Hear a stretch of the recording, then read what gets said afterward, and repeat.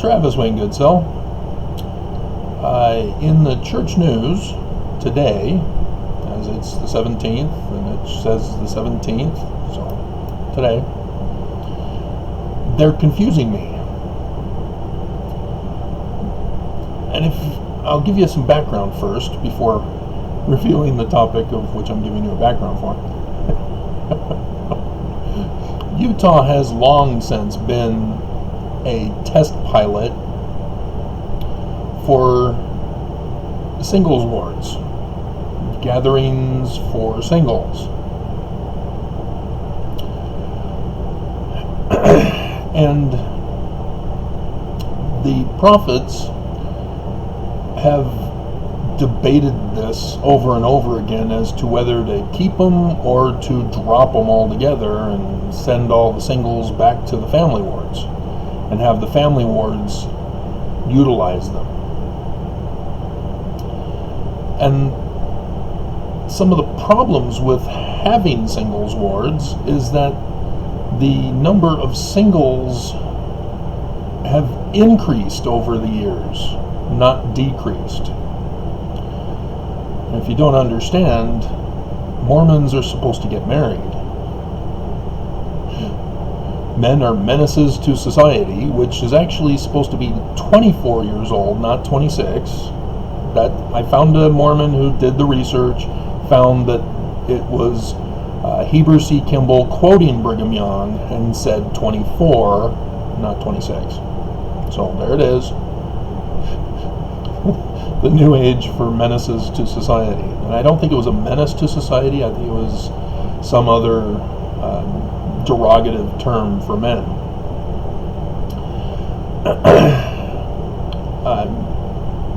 But for women, it's long been a millennial stigma to be unwed, to be a spinster. As in our day and time, the stereotypical joke is that they are spinsters with cats. I like cats. They're cute and adorable. They could kill me with their dander, but they're still cute and adorable. Nonetheless, if singles wards are increasing singlehood, what's the purpose of having them in a church that espouses family units? But that's not the topic of the article for today. The prophets are confusing me, because apparently they're now going to start a pilot test for what they're now calling gathering places for young single adults. I was in a young singles board. I know they already have them. So what are they talking about? And Sydney Walker is the one who's doing this article. And she says, I'm assuming it's a she, could be a he. Sydney is a gender-neutral name. As I had an Uncle Sydney, who's now dead from diabetes. But we're supposed to use they if they're transgender.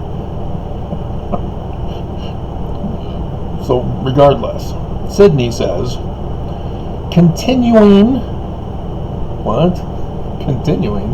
the church's emphasis on the eternal family unit, right? Nope, on strengthening single adults. How do you strengthen a single adult? Is it weightlifting? It's just those traditional terms in Mormonism that just really grate in my soul. like nails on a chalkboard. the first presidency has given approval for singles wards. Why? We've already had them. Did they do away with them since I've been away from them? Maybe that's what's happening. I didn't think so. I'm pretty sure that when I came to this ward back in 2015, that I had heard, well, yeah, we did. We had a singles ward here.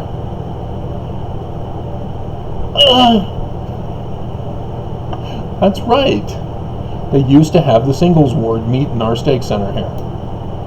And so, yeah, on Sundays, we'd have lots of traffic, all heading to the stake center for the singles ward. That's right.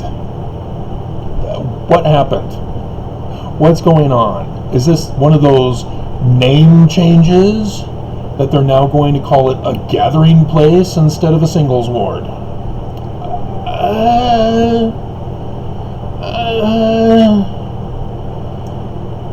And you know, it's saying area presidencies and stake presidencies may begin discussing and seeking approval? Are you kidding me?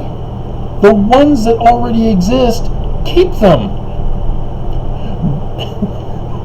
And do you want to know why?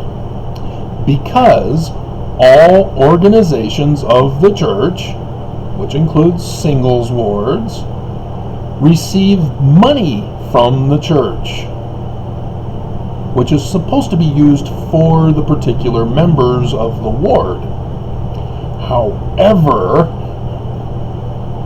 stake presidents have learned to screw over singles wards and allow the masses to amass in sacrament meetings, as I had attended the older singles ward on 72nd South, right behind the fire department, the fire station there. Packed all the way back into the cultural hall to the stage. Packed. That's how many singles there were who came to that area. We were the cool ward.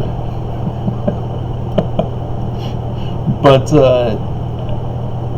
our stake president purposely kept us from having a budget. We had to come up with activities that were free. As he diverted the money to other wards that had real Mormons who needed it. Which, yes, there was one particular ward in the stake that had a majority of elderly. And yes, you do need to take care of your elderly. But just because they don't attend sacrament meeting because they're too elderly, for whatever condition keeps them from being able to attend church, doesn't mean that you can't fudge the numbers or utilize technology to then make the numbers accurate so that you can get the required money for wards that need the money but don't get the sacrament meeting attendance. They did not learn. I learned it on my mission. I kept getting harassed by the district leader. What's your numbers for the week? I'm not concerned about keeping track of numbers. These are people. They either say they want to hear or they don't. And so when they finally pressured me, fine. I woke up here, that's when the hours began. I went to bed here, that's when they closed. There are two of us. I had a certain number of hours, he had a certain number of hours. So yes, our numbers were skyrocketing, and then they came to realize, hey, there's no results from any of these numbers. You know, hey, you wanted numbers, I gave you numbers. Quit complaining. And so, yeah, it's just a matter of stake presidents knowing how to accurately record numbers. But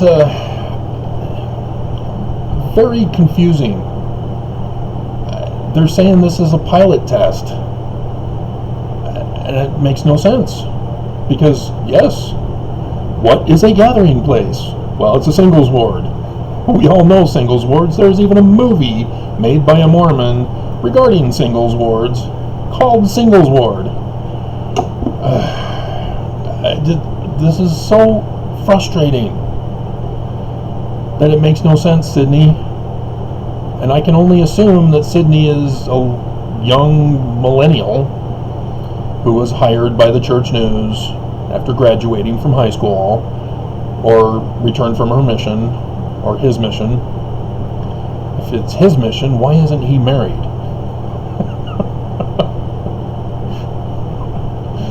The percentage of males to females who were single back when I was, back in the 2000s, when I was single and going, was, well, I'm still single now, but I no longer qualify.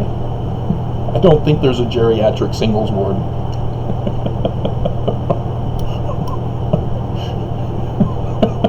Although I'm not quite geriatric either.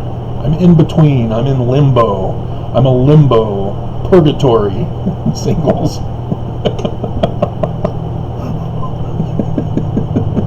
Of course, I'm not really active. I don't go to church. I'm forbidden from attending church.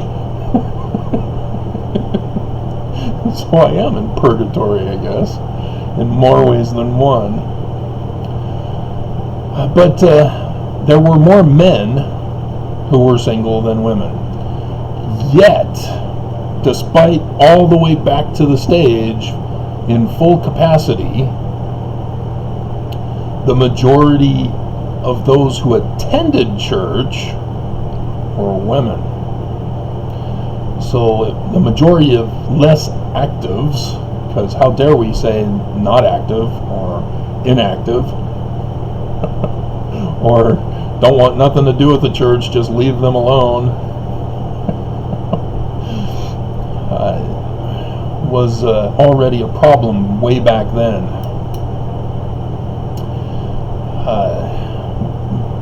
But notice how they chose to select what, according to Mormons in the culture, would find as beautiful people.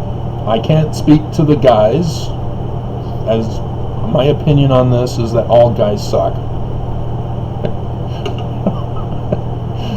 But yeah, the women, easily. I do not understand why any of these women are still single. And so I can only assume that they're stock photos referring to some other thing they found on the internet. They're just saying they're all Mormon. I have no clue. But for the life of me, I mean, why wouldn't an active single man desire any of these women? You know, notwithstanding that they're Mormon. That causes a lot of conflict in the marriage. And if you don't understand that, it's because every Mormon has their own view of how Mormonism is supposed to be. And they get very angry when you don't agree with them on that subject. So, no,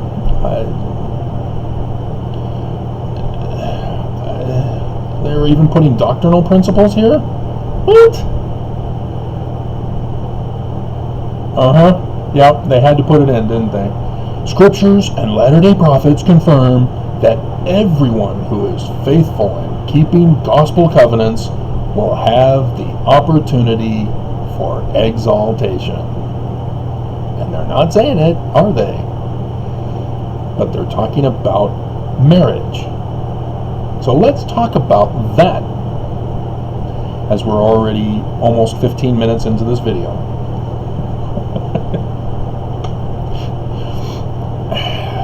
There are too many doctrines in the church that get created because the prophets are clueless about the doctrine of the church. This is one of those. Do you understand that the scriptures say that you must take care of all your ordinances in life? That we do ordinances for the dead because they aren't alive to do them themselves. But those who are doing it those who are getting it done because they're dead did not have an opportunity in life. Church was not restored. This is Mormon doctrine. I shouldn't be treated as an evil Korahor for explaining correct understanding of doctrine to Mormons. The Mormon doctrine is you must do the ordinances in this life. And as Mormons, you don't get to say, oh, I'm not going to get baptized. Oh, I'm not going to go through the temple. Oh, I'm not going to get married. I'll just have somebody do it for me when I'm dead. That's not how it works. It doesn't work that way. And this is in part why there are so many singles and an ever-increasing number of singles in the Mormon Church. Even those who appear as, wow, I want you for all eternity, or in my case, I want you to be my next ex-wife.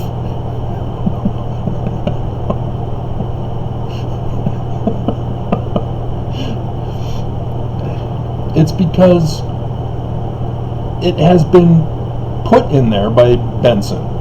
He was the one who came out and said it to the singles in the church. And I heard women say it as their excuse not to put any effort into making a relationship work. And it goes the same with guys, so don't get mad at me, women. That's not the issue. If you are guilty, focus on yourself. Don't cast the blame onto others to divert from you and your guilt.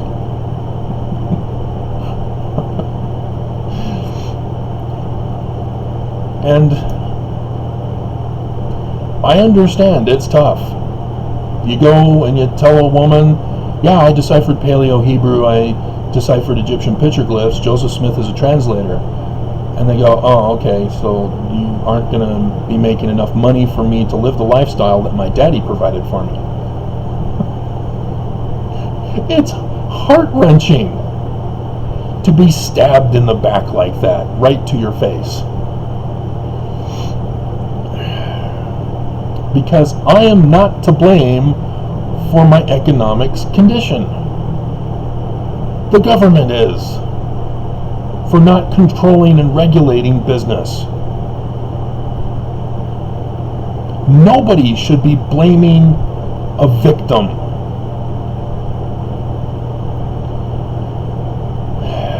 And yet, Utah is conservative, and so they do victim blame. And thus why there's problems in marriage. In Mormon marriages.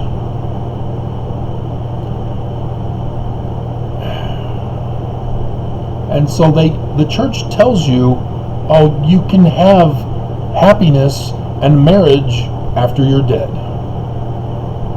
Well, you can't be resurrected and ascended until the work is done for you on earth. Which means as a spirit personage in either heaven or hell, maybe you get to choose. It's my choice, my truth. I choose hell. You can't be resurrected or exalted. Your work has not been done for your judgment to take place. That's Mormon theology. And yet, the prophets are saying right here, it's assured, you'll be paired with somebody. What if you never had your records and there are no records of you on earth? How are people going to know that you need somebody? Hello? I'm all alone here in hell? Or spirit prison, or spirit heaven, paradise. Hello? You guys forgot about me? Hello? That would be horrible. But makes for a great Mormon after-school special.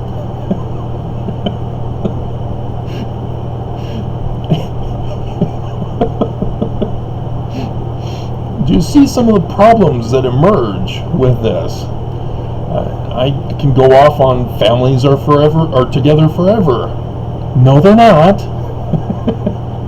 They get their own spouses, they go their own ways.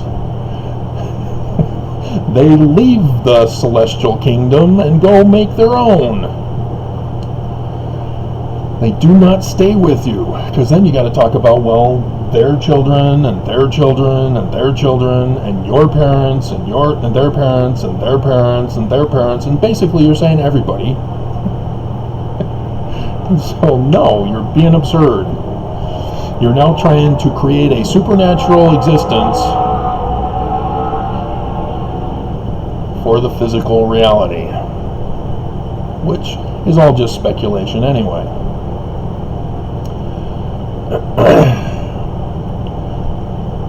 And I can explain this by talking about what happened to me with my first disastrous marriage. We had 3 kids. She left during the 3rd. And was able to apparently get a divorce without my involvement up in Canada. They allow that, I guess. And so a year later, she then applied for the sealing cancellation, which is unusual because I was told that they don't grant it unless there's a serious sin involved. And I know I didn't do any serious sin, although she did. You can't kidnap kids and take them out of the country away from their dad. You can in America. It's legal to do that, as I didn't know. But yeah, it was granted immediately by Gordon B. Hinckley. But I got a letter from a member of the 70 who was in charge of sending off these letters to us, that it had been approved. And I was told in the letter that though the children are with their mother on earth, and I'm never going to see them ever again, that they'll be mine. Yours is what he put. He's not taking them. They will be mine in the afterlife. Well, if my exaltation is assured, which means I'm going to be given a Mormon woman, and I'm, one of those less actives who does all these videos. How many of you Mormon women who are still listening at almost 25 minutes now are willing and eager to be married to me for time and all eternity when you have no choice in the matter? Do you see what's going on? They're talking about forced marriages. See, I'm never going to get my kids. They're supposed to get their own spouses and go to their own star system. So his letter was completely false doctrine to me. And it seems strange, but still in the naive stage of Mormonism, still needing to realize, hey, the church is trying to have me assassinated because I said Joseph Smith was a translator. And so I'm still thinking, somehow the church is still true, somehow. Even though there's lots of problems going on. And so, yeah, I'm in a double whammy situation. No whammies. No wife, no children, and yet I'm told, hey, I'm assured exaltation with a wife. And in actual Mormonism, as Nelson I've talked to you about is trying to do, is trying to reestablish polygamy. So polygamous wives, 10 virgins, forced to be sealed to me for time and all eternity, who don't know me, and it will be an arranged marriage, therefore. Dear God. See, God offers eternal life to all his children. You will get it. And you will like it. But I don't love her.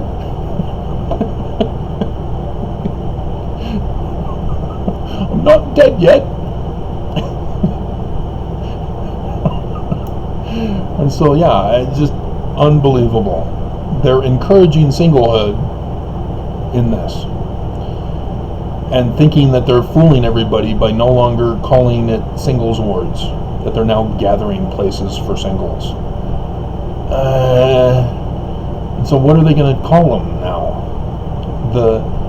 The Hunter Fifth gathering place.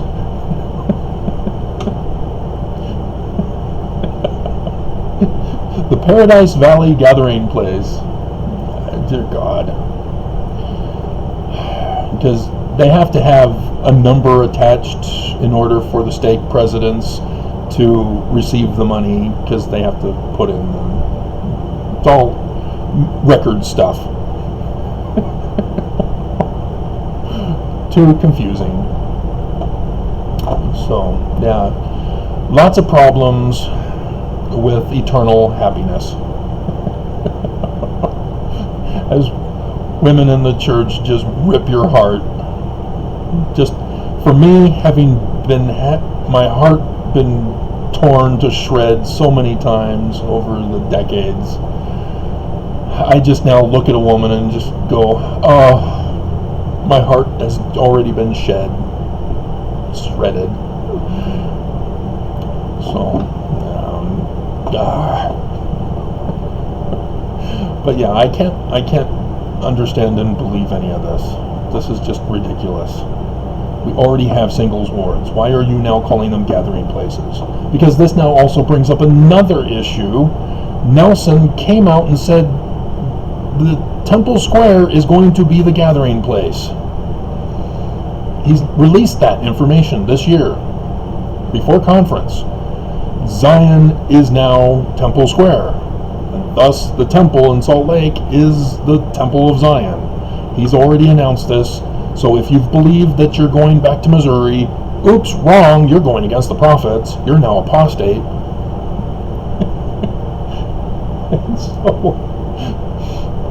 And so if that's supposed to be the gathering place, and Nelson also talked about people from all over the world being gathered there, that's why they're expanding the rooms in the temple there, so that they can have more people attend the temple.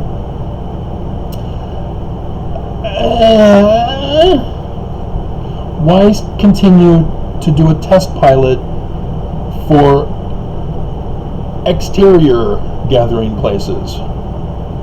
Because that's what Mormons have currently believed. Oh yeah, gathering is all around the world. No, it's supposed to be one location. But this is now causing extra confusion on the gathering of the latter days. You know, maybe Nelson is trying to trick people into saying, oh, the second coming, decades away. Don't worry about it now. Yeah, signs in heaven, nope, not them. I mean, yeah, their exact match to the scriptures. Nope, not them. Fulfillment of prophecy. Yeah, no, it's not. Second coming still ways away. Maybe that's what he's doing. I don't know. I doubt it, because he's already said. I re-listened to his opening speech in the temple when he was first anointed, where he says, we already have the plan for the future in mind. We are going to start with this plan. So yeah, he already knows when his second coming is. He's just not telling you that it's 2024. So yeah, this is confusing. Instead of making Mormons understand the urgency to like each other,